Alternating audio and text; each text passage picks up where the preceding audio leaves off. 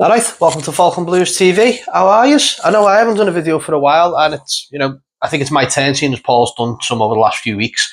The new kit was unveiled this morning at 8 o'clock. First impressions are it's a kit. It's nothing special. It's nothing for me. I don't see anything different to the kits that we've had over recent years. There's nothing really that screams commemorative or going into the final season of Goodison Park kind of kit. I think the one thing that's getting people is the price. £75 for a shirt or £110 for the professional version, which probably means it's got a little bit of extra stitching or something. I think someone did actually point that out on Twitter, what the differences were between the pro version and the meth version, if you want to call it that, for want of a better word. But £75 for a kit, for a shirt, just the shirt, in this day and age is an absolute fucking daylight robbery. And there's no wonder why people move to the likes of certain Gates and certain Expresses and certain countries that sell them for a lot cheaper. Let's put it that way.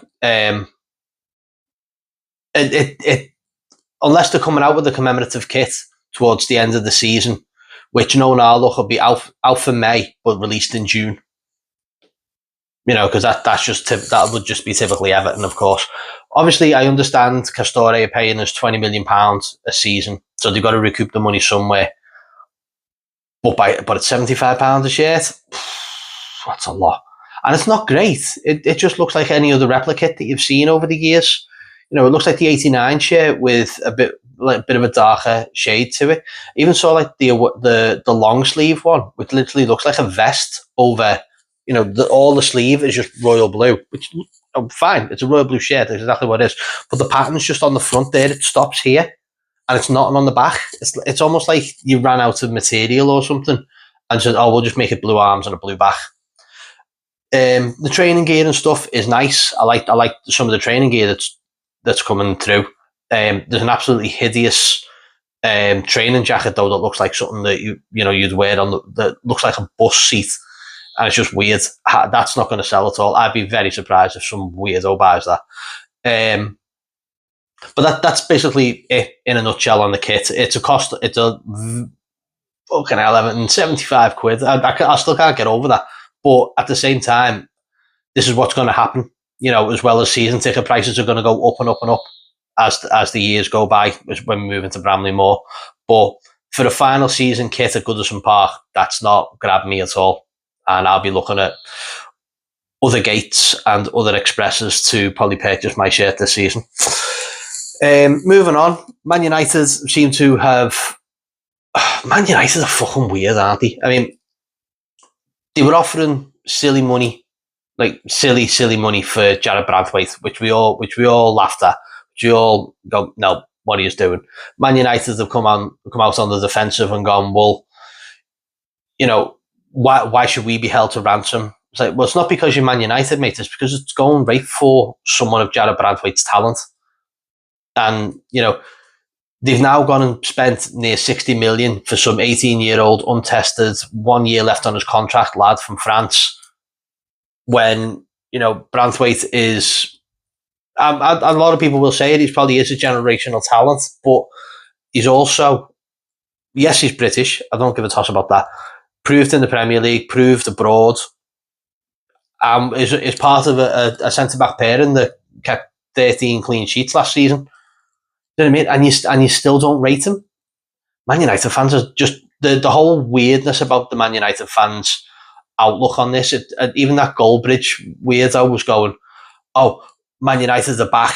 Man United are, we're now back in the market. We're now doing things properly. Mate, you've just spent 60 million on an unproven 18-year-old. So spare me your weird flex, because it doesn't work. Other news, we're now looking at Nonto from Leeds. It's probably going to be a saga that's just going to run till the end of time. It's another season, another Willie Nonto transfer speculation. I think it'll happen eventually, but we've also just seen there that Betto is apparently wanted by Bologna.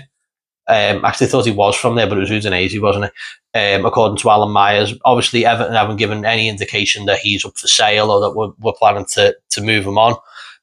First thoughts are, if Calvert-Lewin doesn't sign another contract, then Betto is first choice striker, and he's probably got to remember that. If we end up keeping Calvert-Lewin, he's second choice striker, but he's probably still likely to be involved more than Yusuf Chimiti, who I would probably like to see her go out on loan. Personal opinion, really, because I think he just needs that little bit more time.